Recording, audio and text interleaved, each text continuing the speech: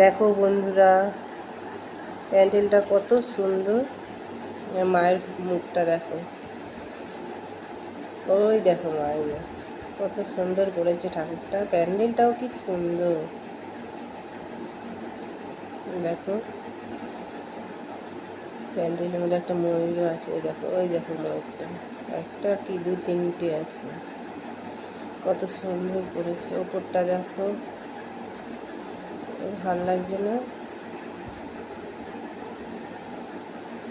দেখো